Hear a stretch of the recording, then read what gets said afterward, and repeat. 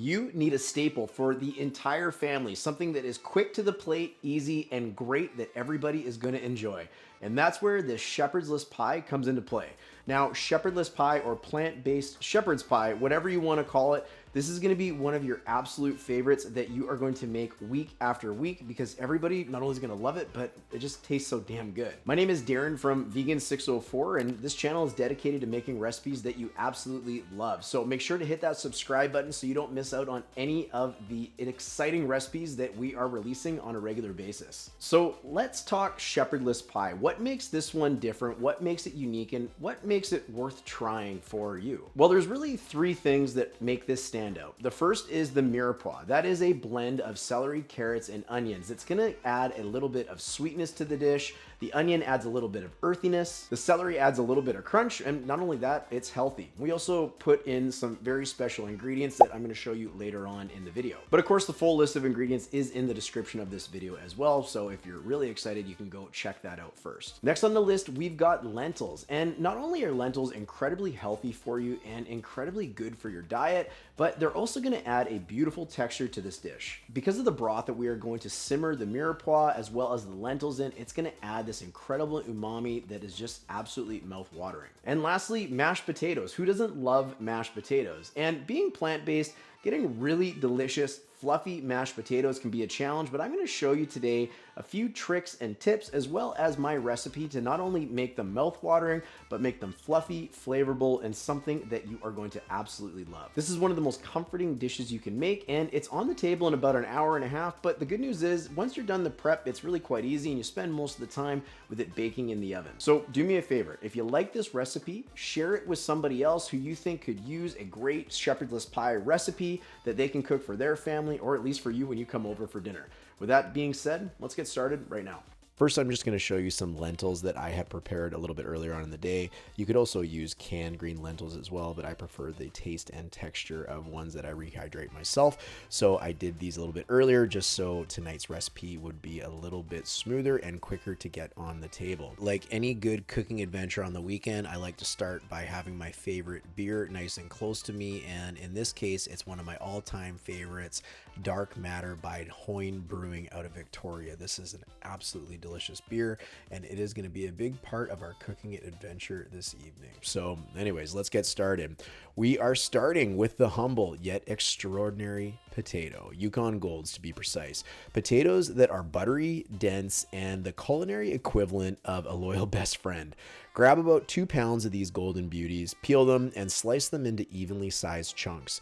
Why? Well, because cooking is the secret to magic mashed potatoes. You're going to want to make sure that it cooks nice and evenly. Toss those chunks into a pot and cover them with cold water and bring everything up to a boil. Slow and steady wins the race here. Because we're going to bring them all to a boil together, that means everything is going to be cooked nice and consistently, no mushy spuds allowed. While the potatoes work their simmering sorcery, let's assemble the veggie medley. We're going to full-on mirepoix mode with celery, carrots, and onions diced into the perfect bite-sized pieces. Tip of the day, flatten your carrots before slicing to avoid that terrifying roll off the counter moment. As you chop, feel free to admire your precision. You're basically a veggie architect now. Notice the consistency in the size of the veggies as I prepare them.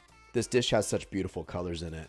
The water is now boiling. Let's make sure to get a lid on the pot and get a pan on the heat so we are ready once we are done prepping the remainder of our veggies. One of my absolute favorite ingredients, mushrooms. We had some button mushrooms in the fridge and I wanted to add a little bit more flavor to the dish, so we did have some dried shiitakes as well that I hydrated a little bit earlier, but you can get by with just some cremini or some white button mushrooms.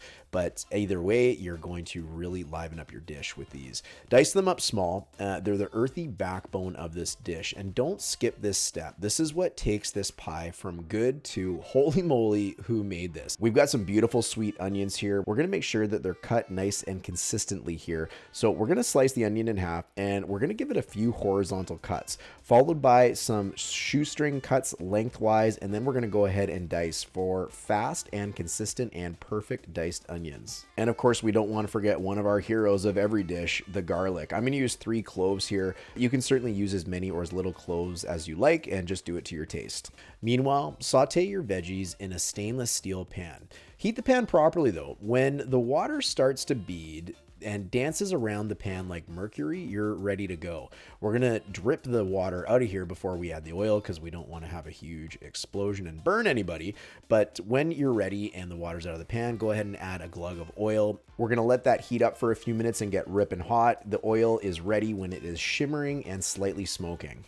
And in go the veggies. You're going to stir these really well, let them cook, and allow them to release all their flavorful juices and ideally get some of the liquid out of the vegetables for a nice consistent bite later on. By now, your potatoes should be tender, so drain them briefly, then pop them back in the pot with the lid on to steam for a few minutes.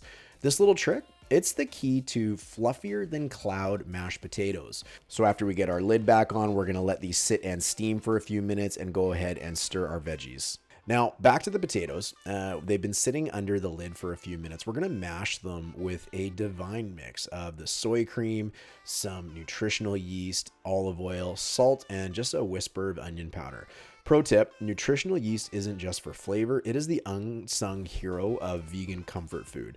You're gonna mash these until smooth. We're gonna do a really good job here. Lumpy mashers are a crime against potatoes, so do your best to get them nice and smooth.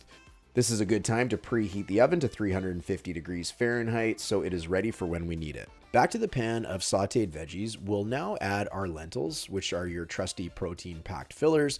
We're gonna add our spices and, drum roll, bay leaves. We're gonna stir everything up and give it a really good mix. And this is where you're gonna wanna check for seasoning for things like black pepper and salt to make sure it tastes exactly how you want it. Give it a good mix and let it sit and let the flavors combine.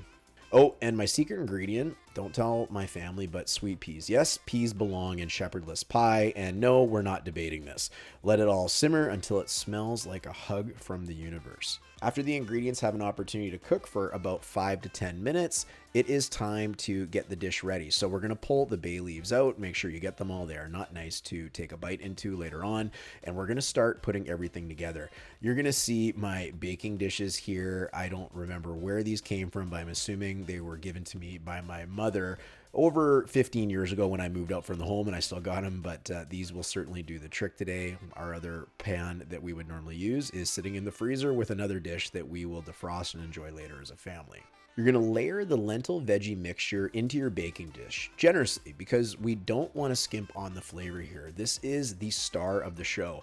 Top these with the golden mashed potatoes, spreading them like frosting on a cake. And if you're feeling fancy, add some sort of design on the top of the potatoes so it looks a little bit nicer when it comes out for that professional chef type look that you're going for. We're gonna pop this into the oven at 350 degrees Fahrenheit for about 30 to 45 minutes. And if you're feeling hungry before that, of course, everything here is cooked and ready to go, but this is just gonna help remove a little more of the liquid and give it a little bit of a crust to the potatoes on top.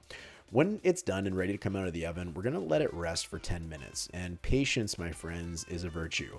We're going to pop the tin foil off afterwards, and then we're ready to serve it up. And sure, the first slice is not usually the prettiest, but who cares? It's the taste that matters. We're gonna dig into this and let those warm, savory flavors transport you to comfort food heaven. This dish has become an absolute family favorite, and I'm sure it will become one of yours too. Let me know in the comments if the peas are a must-have in your pie. Spoiler alert, they absolutely are. And don't forget to subscribe for more recipes coming up on this channel. Some of my absolute favorites, just like this absolute favorite of ours, which is coming up next that you definitely don't want to miss.